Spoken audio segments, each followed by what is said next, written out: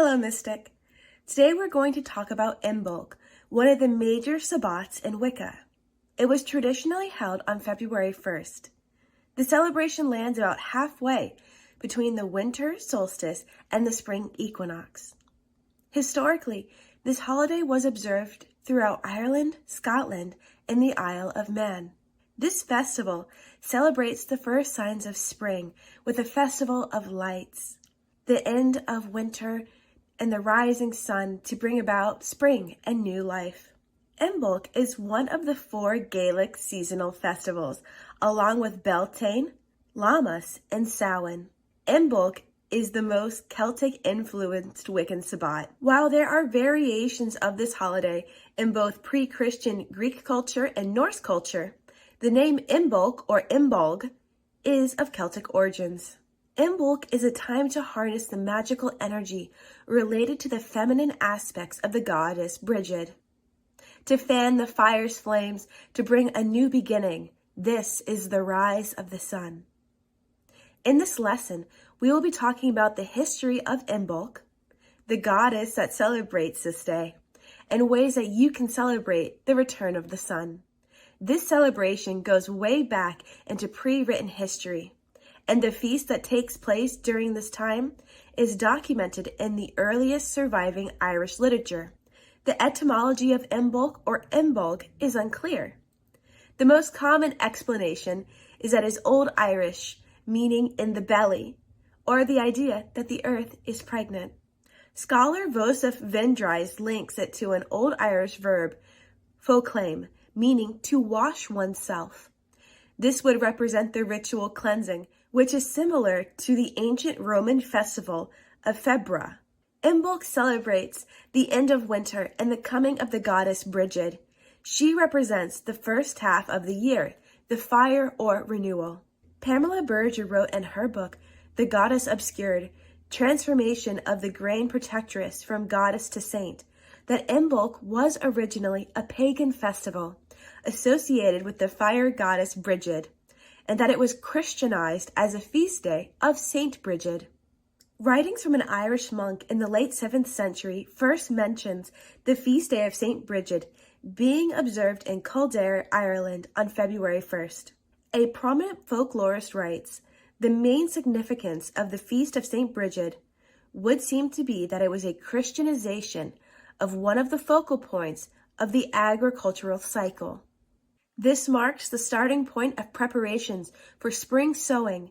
Every manifestation of the cult of the saint or deity which she replaced is bound up in some way with food production. This festival was also a time of weather divination. The old tradition of watching to see if serpents or badgers came out from their winter dens. This may sound very similar to a holiday celebrated in North America called Groundhog's Day. There have been many revivals in modern times of the Imbolc festival in both Wicca and neo-pagans. Anyone can celebrate this astronomical midpoint between the winter solstice and the spring equinox. So who is the goddess Brigid? Brigid is the Exalted One, a Celtic goddess of fertility and motherhood.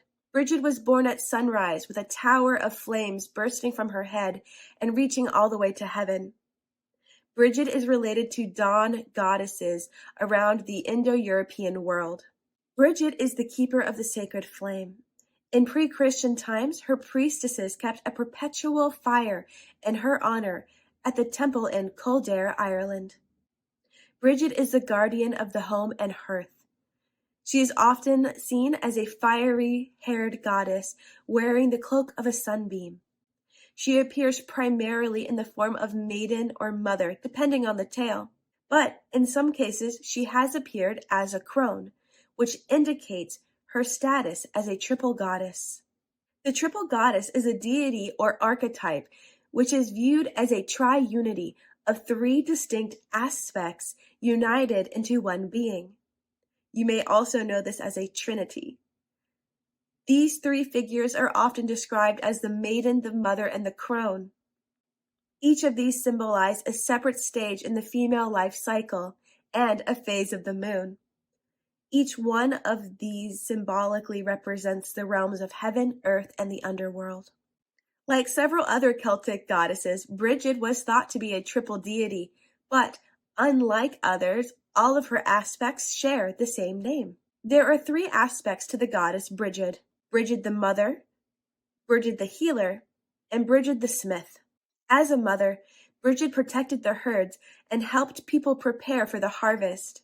As a healer, Brigid is associated with many springs and holy wells that are known for their healing and purifying properties. Brigid's cauldron is an inspiration of healing that suited not only healers and doctors, but poets as well. Brigid's co-creative powers also extend into midwifery and crafting. Brigid the Smith is her aspect that rules over smithcraft or metalworking, the alchemical art of transforming raw materials into weaponry and tools. This part of her is associated with the element of fire. Fire plays a big role in the Imbolc festivities. Although not all of us today can have a big bonfire, we light candles in honor of the goddess and the sun. In many old celebrations, it was common to invite this saint or goddess into your home. This invitation was usually extended by preparing a bed for Brigid. Ronald Hutton writes in his book, Stations of the Sun, A History of the Ritual Year in Britain, some of the older customs that people partook in. In 18th century man, the custom was to stand at the door with a bundle of thrushes and say, "Breed, breed, come to my house tonight. Open the door for breed and let breed in." The thrushes were then strewn on the floor as a symbolic bed for Brigid. In Scotland, customary bed making for Brigid goes back into the 17th century. A bed of hay or basket-like cradle would be made for Brigid, and someone would call out to her 3 times, "Brid, Brid, come in, thy bed is ready." A corn dolly, called an icon of Brigid, would be laid in the bed with a white wand, usually made of birch. The wand of birch was said to be used by Brigid to make the earth fertile again for vegetation. Singing is also very popular on this day. In Ireland and Scotland, girls would go from house to house in a procession around the town, wearing all white, their hair unbound, as a sign of youth and purity. Sometimes this procession also included straw boys. Boys dress up in conical straw hats or masks and played folk music for the girls to sing to. This procession ended with a feast to mark the last night of winter. Often, some food and drink would be set aside for Brigid at her own table space. In Ireland, Brigid's crosses were made on St. Brigid's Day, often made of stalks of wheat or reeds. A Brigid cross usually consists of rushes woven into a 4-armed equilateral cross, although historically there are some 3-armed crosses as well.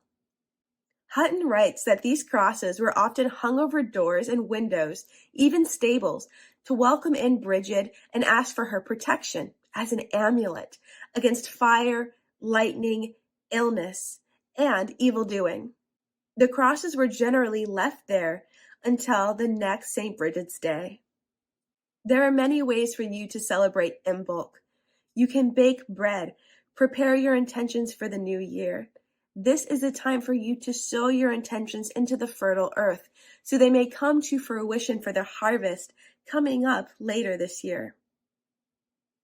I would just like to remind you that there are a lot of Sabbats, and we are constantly traveling around the sun. There's no need to overexert yourself on every holiday. It's okay to do low energy workings. Remember, magic is just as much esoteric as it is exoteric.